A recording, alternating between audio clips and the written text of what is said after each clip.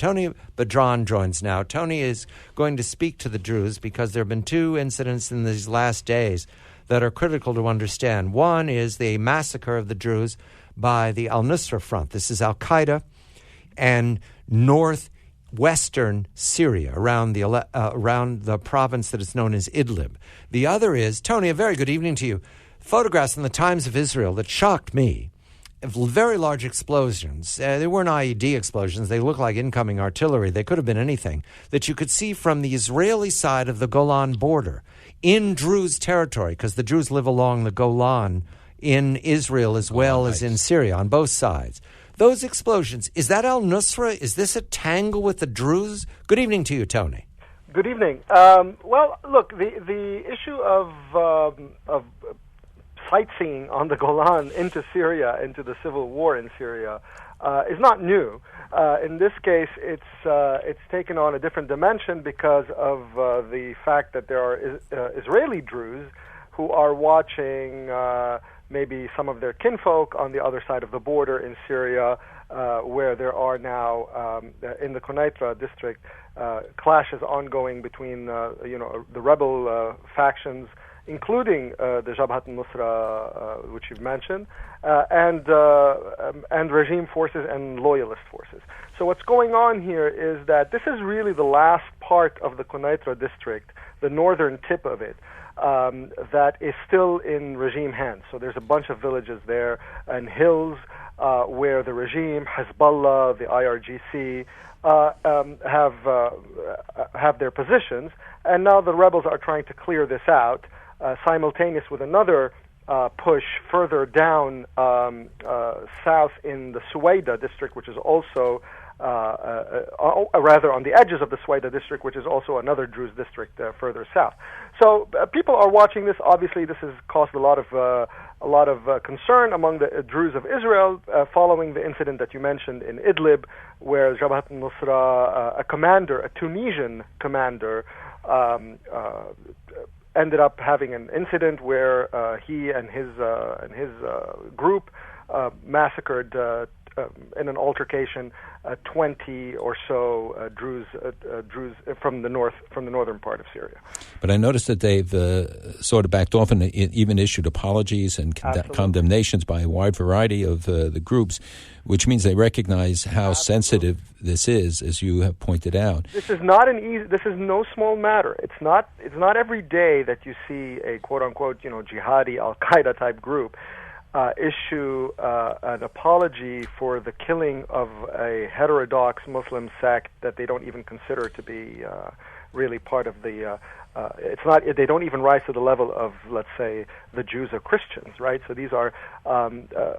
So it's no small matter that this comes out, and this is a result of a lot of things. This is a result of political calculations on the part of Nusra on the one hand, the efforts of Druze leader in Lebanon, Walid Jumblat, who has a very solid channel of communication with the Nusra group, and he also came out very quickly to try to contain the incident after it happened, to refocus attention on the regime, and he labeled it an individual incident, much as the Nusra statement that came afterwards also called it kind of an aberrant act of a sort of an individual commander who's a Tunisian. He's not even a local, and so on. But it also bears keep in mind here that there's both for the Druze and for Nusra. What goes in the north of Syria, in Idlib, is not what goes in the south of Syria.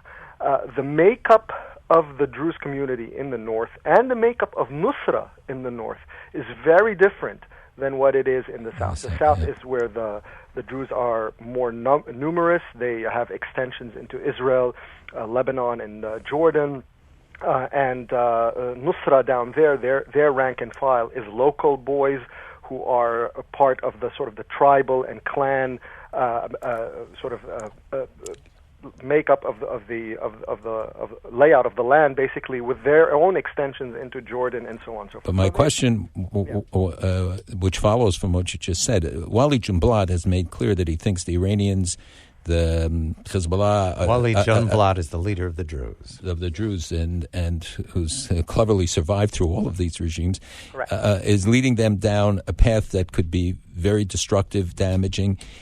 Knowing how sinister Iran is, do you see this as a plan not only to use the Druze inside Syria, around Damascus, etc., but also to gain access through them to the Jordanian-Israeli border, and by that, of course, the whole Druze community could become suspect?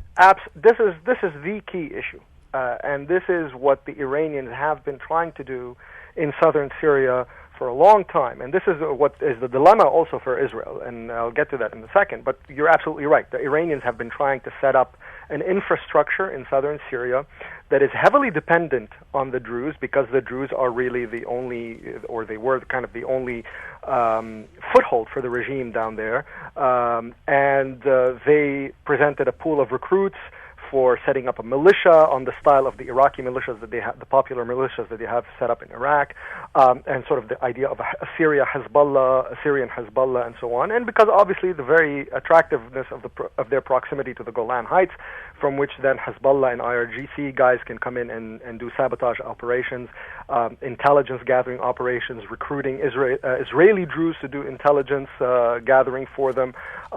In April, there was an attempt by Druze from Majd al-Shams, who tried to set up an explosive device on the border fence, and they were working with Hezbollah, and so on. So clearly, this is a huge part, a central part of the Iranian plan and the Iranian project to set up shop in the Golan, but also on the border with Jordan, as you mentioned. Now, if you go back to March, the Jordanians mobilized very visibly and backed a very strong push by the rebels in the Daraa province near the border with Jordan to attack a town called Busra Sham, which served as a major hub for IRGC and Hezbollah near the border with Jordan.